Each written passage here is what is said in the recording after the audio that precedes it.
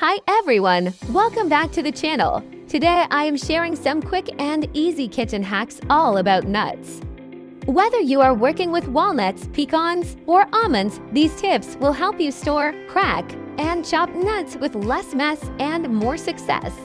First tip, if you want whole nuts to come out of their shells more easily, place them in the freezer for about 24 hours before cracking. Freezing makes the shells more brittle, so when you crack them open, the nut inside stays whole instead of breaking apart. Here's a fun one. Did you know you can open walnuts without a nutcracker? Just take 2 walnuts, hold them in your hand, and press them together. With a little pressure, one of them will crack open. It's that simple. Need chopped nuts for baking or salads. Instead of using a knife, put the nuts in a polythene or zip-top bag. Seal it, then gently crush them with a rolling pin.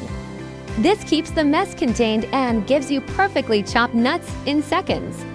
If you want your nuts to stay fresh longer, store them in an airtight container in the fridge or freezer.